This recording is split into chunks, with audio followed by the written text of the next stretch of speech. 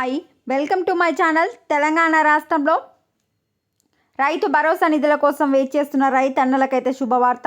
ఈరోజు మీ ఖాతాలలో రైతు భరోసా నిధులు అయితే జమ చేస్తారు. కానీ వీళ్ళకు మాత్రమే రైతు భరోసా జమ చేస్తామని చెప్తున్నారు. పూర్తి వివరాలు తెలుసుకుందాం. ప్లీజ్ అండి, వీడియో చూసిన వాళ్ళు వీడియోని తప్పకుండా లైక్ చేయండి, ఛానల్ని సబ్స్క్రైబ్ చేసుకోండి. తెలంగాణ ప్రభుత్వం బుధవారం రైతు భరోసా నిధులను విడుదల చేసింది. మండలాల్లో గ్రామాల వారీగా నగదు జమ జరుగుతున్న సంగతి తెలిసిందే.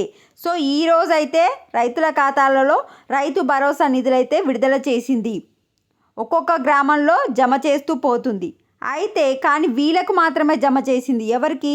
తాజాగా 1 ఎకరం వరకు సాగులో ఉన్న భూములకు లబ్ధిదారుల ఖాతాల్లో నగదు జమ చేసింది.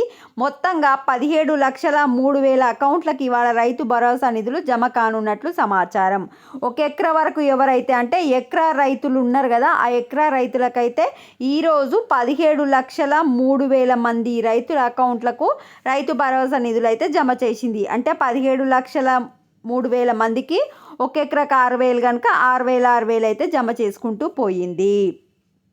4 పథకాల అమల్లో భాగంగా గణతంత్ర దినోత్సవం నాడు రైతు భరోసా నిధులను విడుదల చేసింది. అయితే ఆ రోజు సెలవు కావడంతో మరుసటి రోజు 32 జిల్లాల్లోని 563 గ్రామాల్లో 4,41,911 మంది రైతులకు 1 ఎకరానికి తొలి విడతగా 6,000 చొప్పున పెట్టుబడి సాయం అందించింది. సో ఇప్పుడు చిన్న నుంచి పెద్ద వరకు మీకు నగదైతే జమ చేస్తూ పోతుంది. ఫస్ట్ 1 ఎకరా వాళ్ళకి జమ చేసింది, నెక్స్ట్ 2 ఎకరా వాళ్ళకు, నెక్స్ట్ 3 ఎకరా వాళ్ళకు, ఆ విధంగా గ్రామాల వారీగా జమ చేస్తూ ఉంటుంది. ఇప్పుడు తెలంగాణలో ఎలక్షన్ సీజన్ కనుక కొంచెం లేట్ అవుతుంది. అదేవిధంగా ఎన్నికల కోడ్ కూడా అమల్లో ఉంది. ఇప్పుడు తెలంగాణ రాష్ట్రంలో ఎమ్మెల్సీ ఎన్నికల కూడా అమల్లో ఉంది. ఎమ్మెల్సీ ఎలక్షన్స్ వచ్చేసి ఫిబ్రవరి 27వ తారీఖు, ఎన్నికల రిజల్ట్స్ వచ్చేసి మార్చి 3వ తారీఖు, మార్చి 8వ తారీఖు ఎమ్మెల్సీ ఎన్నికల కూడా అయిపోతుంది. సో ఎవరికైనా రాని రైతులకు అంటే ఈ మార్చి 31 వరకు మ్యాక్సిమం మీ అందరి ఖాతాలలో అన్ని స్కీమ్లు కంప్లీట్ చేస్తామని చెప్పింది. తప్పకుండా అందరి రైతులకు ఇస్తుంది.